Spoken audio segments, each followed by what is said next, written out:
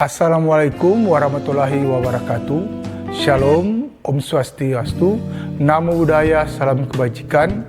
Perkenalkan, nama saya Wensi Franky Israel Rompas, SEMSI, selaku dosen program studi ekonomi pembangunan, Fakultas Ekonomi dan Bisnis Universitas Samratulangi.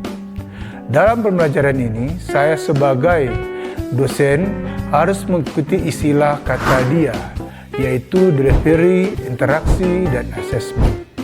Delivery itu adalah penyampaian materi kepada mahasiswa, interaksi bagian daripada partisipasi mahasiswa di dalam kelas, dan ada assessment atau penilaian saya sebagai dosen kepada mahasiswa, yaitu ujian tengah semester 30%, tugas 30%, serta ujian akhir semester 40%.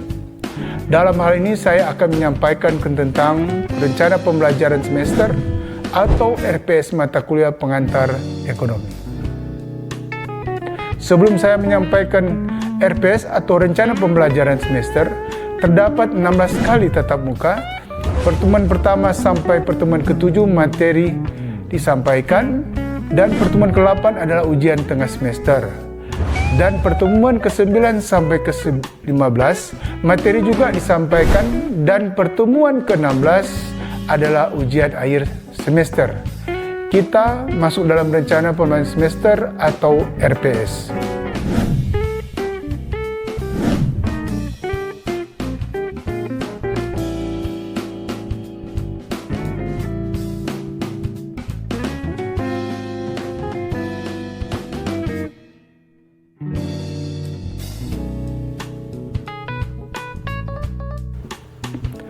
Adapun CPMK atau capaian pembelajaran mata kuliah 1. Mahasiswa mampu menjelaskan tentang ruang lingkup ilmu ekonomi dan permasalahan ekonomi.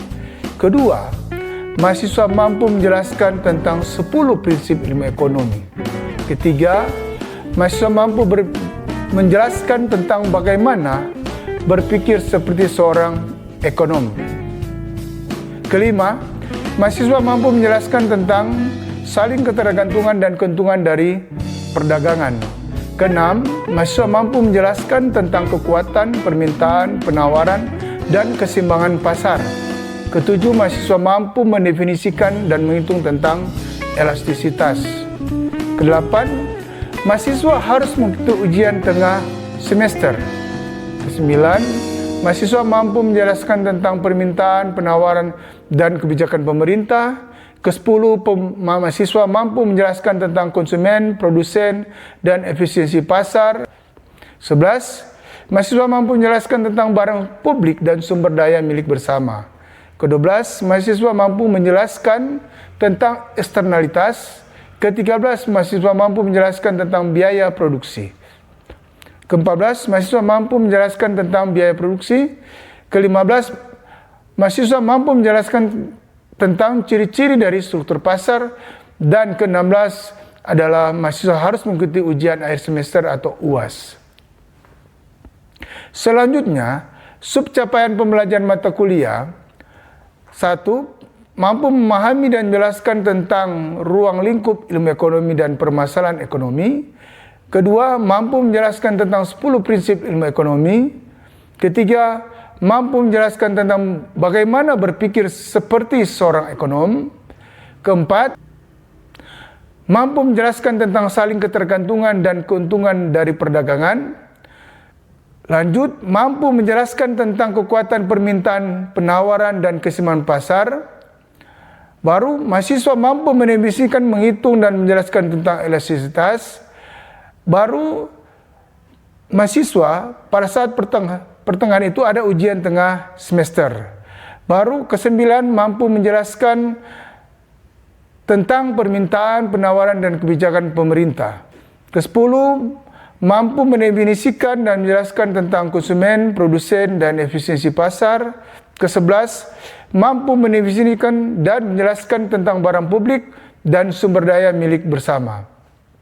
Ke-12 mampu mendefinisikan dan menjelaskan tentang eksternalitas, mampu menjelaskan tentang biaya produksi, mampu mendefinisikan dan menghitung atau mengukur tentang biaya produksi. Ke-15, mampu mengidentifikasi dan membedakan ciri-ciri dari struktur pasar. Ke-16 adalah ujian akhir semester atau UAS. Setelah penyampaian rencana pembelajaran semester ini atau RPS, mari kita saksikan proses pembelajaran di kelas ini. Selamat siang, kelas. Oke. Pada kesempatan ini, mata kuliah ini akan diberikan pada siang hari ini. Adapun mata kuliah ini mulai dari RPS tentang capaian pembelajaran yang Anda bisa lihat di depan. Yang dalam ini tentang capaian pembelajaran lulusan program studi. Yang dalam hal ini mahasiswa mampu menerapkan pemikiran logis ilmiah, kritis, sistematis, serta inovatif dalam konteks pengembangan atau implementasi sains dan teknologi yang memperhatikan nilai ekonomi sesuai dengan bidang keahliannya. Adapun capaian pembelajaran mata kuliah pertama, mahasiswa mampu menjelaskan tentang ruang lingkup ilmu ekonomi dan permasalahan ekonomi. Dan kedua, mahasiswa mampu menjelaskan tentang 10 prinsip ilmu ekonomi.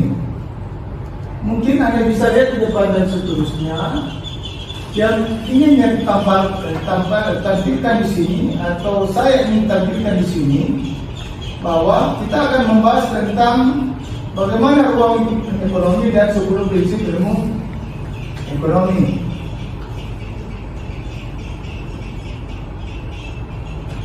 Oke, pada adik mahasiswa, apa yang kalian ketahui tentang apa sih ekonomi tersebut? Kalau ada, dipersilakan. Izin bertanya, ya. Arti dari ekonomi tersebut berasal dari kata Yunani yang berarti oikos dan nomos. Oikos itu sendiri berasal dari peraturan dan nomos itu artinya keluarga. Oke, ada yang lain? Apakah ekonomi itu? Oke, yang menjawabnya, jadi ekonomi itu membahas tentang bagaimana individu atau masyarakat atau kelompok dalam memproduksi atau mengelola sumber daya yang terbatas untuk memenuhi kebutuhan yang tidak terbatas. oke, ada yang lain? Oke, saya mungkin menyederhanakan dari pernyataan saudara saya pada sebelah kiri. Jadi ekonomi itu sederhananya, misalnya kita manusia, kita kan punya banyak keinginan seperti mau makanan yang enak, baju baru atau liburan. Tetapi sumber daya kita kan terbatas. Contohnya misalnya uang, waktu, tenaga. Nah, ekonomi itu menjadikan kita bagaimana kita bisa memilih apa yang menjadi prioritas. Makanya dalam ekonomi itu dibagi juga menjadi 3. Ada kebutuhan primer, ada kebutuhan sekunder, sama kebutuhan tersier. Nah, ekonomi itu mengajarkan kita bagaimana kita bisa memilih prioritas mana yang harusnya kita dahulukan duluan. Sekian. Saya yakin bahwa apa yang kalian jawab atau apa yang kita yang dengar bersama, bahwa itu intinya jelas bahwa ekonomi bagaimana seseorang mengelola sehingga bisa menghasilkan produksi barang dan jasa. Tapi untuk jelasnya mari kita lihat bersama. Jadi ekonomi, ya benar tadi apa yang disampaikan oleh teman kalian, bahwa ekonomi berasal dari kata bahasa Yunani yang berasal atau oikos dan nomos yang berarti seseorang yang mengelola sebuah rumah tangga. Jadi dalam rumah tangga ini suatu bentuk pengelolaan sehingga terjadinya suatu kegiatan aktivitas ekonomi. Baru berikut, sebuah rumah tangga dan suatu perekonomian menghadapi beberapa masalah yang harus diputuskan. Pertama, siapa yang harus bekerja?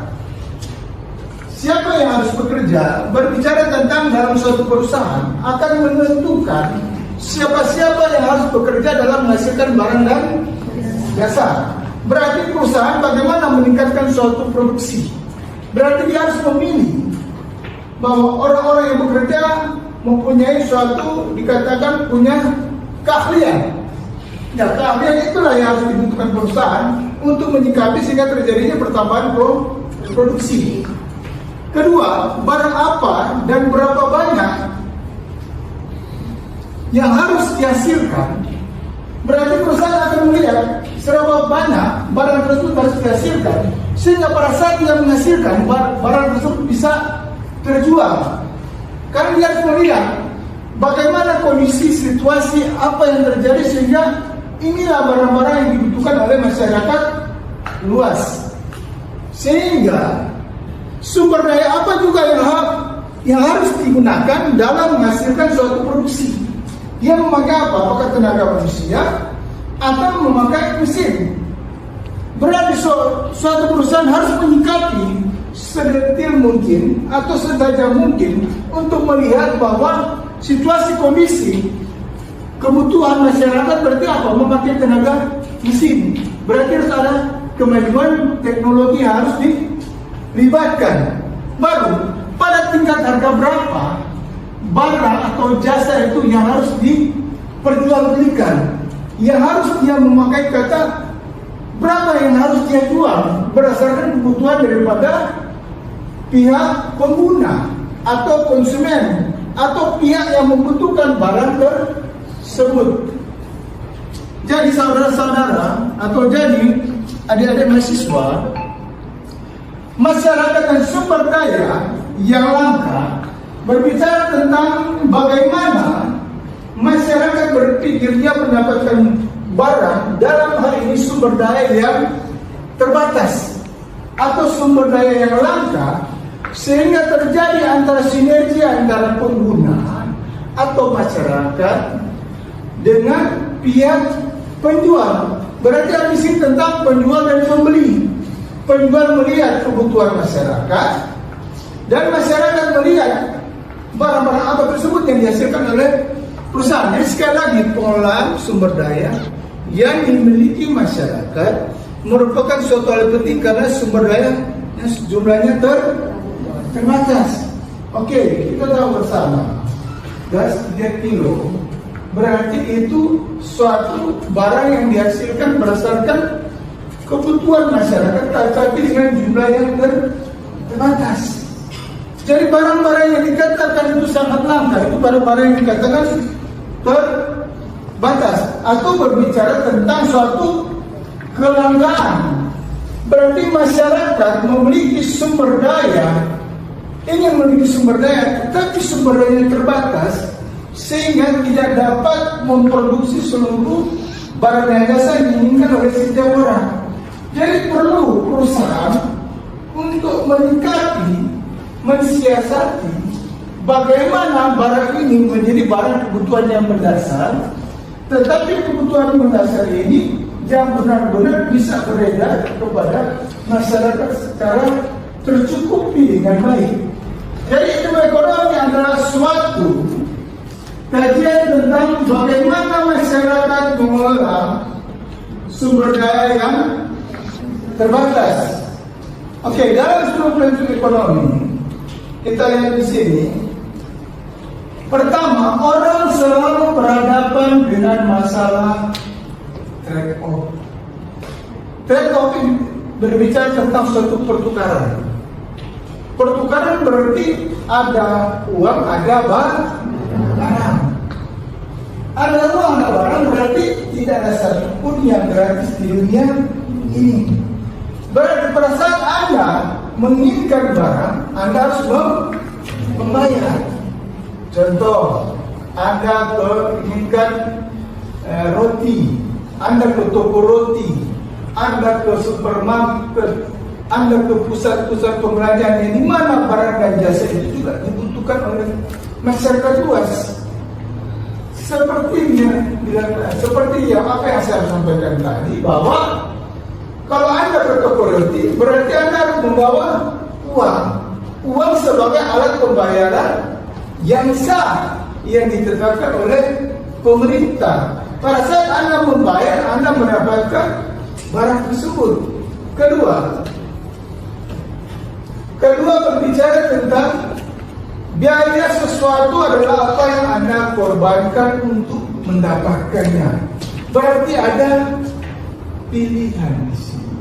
Pilihan ada di tangan yang bersangkutan. Karena suatu pilihan itulah yang menentukan barang itu bisa terjual. Jadi dalam hak penjual dan pembeli, pembeli bisa menentukan apa yang dibutuhkan oleh, apa yang diinginkan oleh atau dijual oleh produsen. Jadi produsen melihat sejauh mana barang yang dihasilkan berdasarkan kebutuhan terhadap perubahan tersebut. Berarti dia lihat marginalnya, tambahan apa, dan dia melihat biaya dan manfaatnya. Oke, kalau kita menambah waktu, berarti kelihatan bahwa dia mendapatkan manfaat yang jelas. Kenapa? Dia bereaksi terhadap insentif. Hampir sama dengan prinsip yang ketiga dalam prinsip ekonomi. Tetapi dalam prinsip yang keempat ini, orang bereaksi terhadap insentif. Kita tahu bersama bahwa insentif itu mempengaruhi atau upah mempengaruhi tentang seseorang untuk menambah waktu untuk bisa bekerja. Terus keputusan untuk memilih satu alternatif. Berarti ada banyak alternatif. Kalau keputusan untuk memilih satu alternatif, berarti ada beberapa pilihan, ada beberapa alternatif, sehingga dia berpikir bagaimana untuk dengan satu alternatifnya dia berpikir dengan tepat. Dia kenapa? Karena seorang orang itu bereaksi dengan insentif dibandingkan alternatif lainnya terjadi jika manfaat marginal alternatif tersebut melebihi biaya marginal. Oke. Next, perdagangan dapat meningkatkan kesejahteraan setiap orang. Dagang berarti berbicara tentang ekonomi. Kalau orang berdagang cari untung atau cari rugi? Ya, berarti orang berdagang cari untung. Dalam perdagangan setiap orang dimungkinkan untuk berspesialisasi sesuai dengan talenta yang dimiliki. Oke, seseorang itu berbeda-beda. Artinya manusia itu berbeda pemikiran untuk mendapatkan tambahan upah atau manfaat daripada apa yang harus dia korbankan. Dalam suatu perusahaan yang dibutuhkan adalah juga salah satu tenaga marketing. Bagaimana barang-barang yang ada padanya bisa terjadi penjualan yang semakin hari semakin meningkat. Berarti dia butuh apa? Sales, ya kan? Atau tenaga pemasaran. Sehingga apa? Dia bisa memunculkan suatu jasa-jasa periklanan atau advertising, sehingga barang-barang tersebut bisa terjual. Dan dia juga berpikir barang apa yang akan dihasilkan. Jadi sekali lagi dia akan melihat apa kebutuhan pasar. Oke, jelas?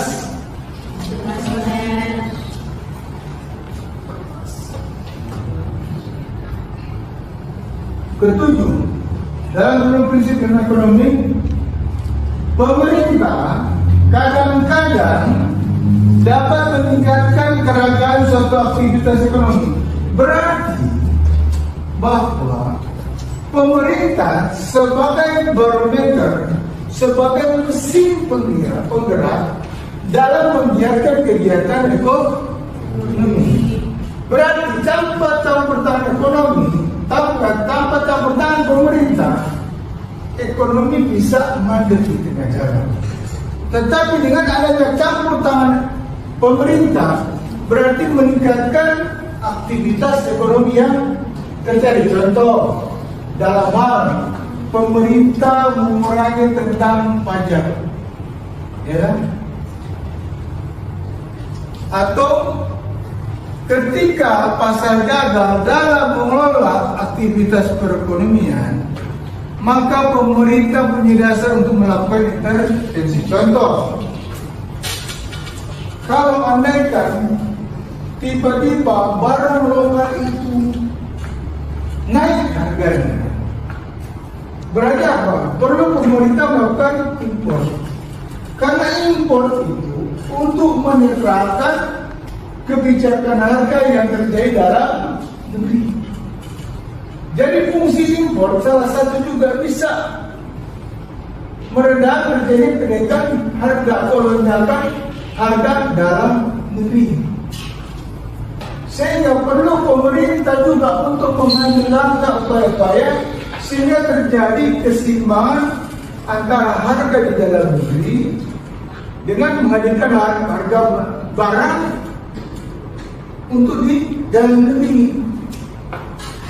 Misalkan contoh, kalau pemerintah terjadi gagal panen, yaitu dalam hal beras, yaitu tiba-tiba harga beras tiba-tiba melonjak, yaitu 1 kilo tiba-tiba 200.000. Berarti upaya pemerintah untuk menghadirkan atau terjadinya usaha atau terjadinya gagal panen atau terjadinya inflasi. Kalau terjadinya inflasi berarti kenaikan harga barang. Kalau terjadinya hyperinflasi berarti terjadi kenaikan harga barang yang bisa kemungkinan tidak adanya produksi.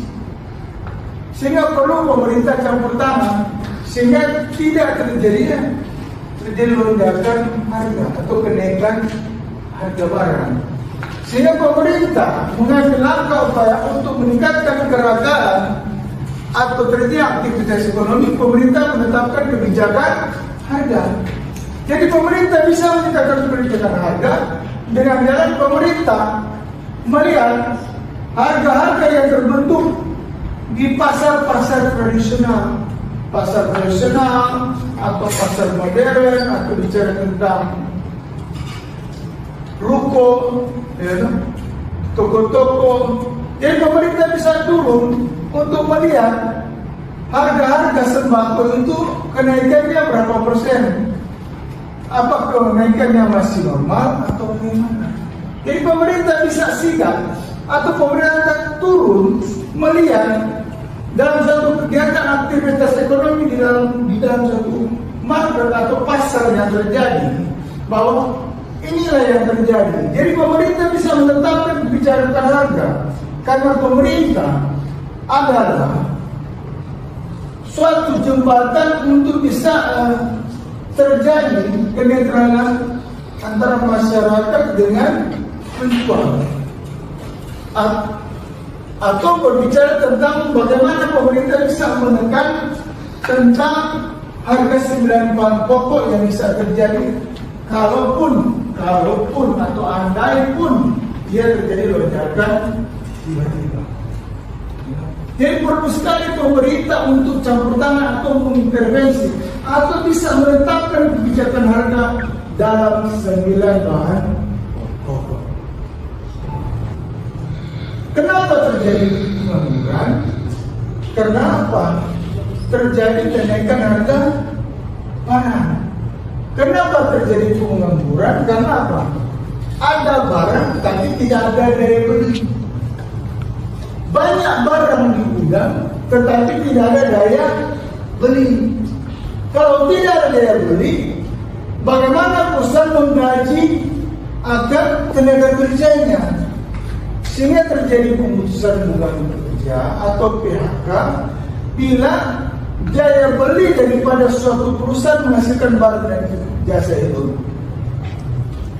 terlalu sedikit daya belinya, tidak terjadi keuntungan yang maksimal, sehingga secara asumsi atau secara analisa bahwa bisa jadi terjadi pemutusan hubungan kerja atau terjadi pengangguran karena disebabkan daya beli yang menurun.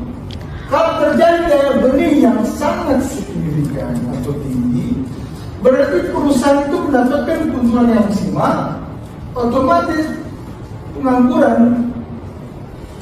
tidak bisa mengambil langkah untuk terjadinya memberhentikan tenaga kerjanya. Kalau inflasi di sini bagaimana? Peran daripada inflasi, kalau andaikan barang-barang di atas harga normal atau barang-barang normal terjadi kenaikan harga tanpa adanya juga daya beli. Jadi paling utama di sini daya beli itu yang harus ditingkatkan oleh pemerintah. Berarti pemerintah harus menaikkan tingkat upah sehingga terjadinya daya beli dalam mengatasi juga pengangguran. Tapi pengangguran ini banyak faktor pengangguran ini. Pengangguran ini bisa jadi orang yang sudah memasuki usia kerja, tetapi dia tidak ingin bekerja. Atau pengangguran ini contoh orang yang sudah mendapatkan suatu ijazah, tetapi dia belum mendapatkan pekerjaan karena tidak berdasarkan dengan keahliannya. Bagaimana pengangguran itu bisa ditekan? Dengan jalan adanya istilah pelaku usaha. Pemerintah menciptakan UMKM, usaha mikro kecil menengah, untuk meningkatkan terjadinya pelaku baru atau pelaku usaha baru dalam hal kegiatan aktivitas ini ekonomi bisa terjadi. Kalau Anda semua jadi pelaku usaha, berarti Anda membantu pemerintah dalam penyerapan tenaga kerja. Berarti Anda memberikan kontribusi dalam pertumbuhan ekonomi. Coba Anda pikir atau kalian pikir, tiba-tiba Anda semua jadi pelaku usaha, ya kan? Berarti Anda membantu pemerintah. Anda buka usaha, contoh ini usaha sebagai tukang gunting rambut, ya kan? Usaha gunting rambut, dia menyerap 2 tenaga kerja. Satu usaha tentang menjual 9 bahan pokok, dia menyerap 10 tenaga kerja, ya kan? Satu usaha contoh menjual pulsa atau kuota data, dia pakai 3 tenaga kerja, ya kan? Yang lain usaha kios, yang lain usaha warung, ya kan? Mungkin jadi sebelah sana, mungkin ada usaha-usaha yang di mana bisa menyerap tenaga kerja, ya kan? Bisa skala menengah, mungkin dia sudah jadi kios, sudah jadi toko yang bisa menyerap tenaga kerja. Berarti kegiatan pemerintah di sini dalam meningkatkan UMKM ini menyerap tenaga kerja. Kalian jadi pelaku usaha, berarti kalian inilah yang memberikan kontribusi kepada pemerintah. Oke, kelas untuk hari ini cukup sampai di sini. Sekali lagi terima kasih.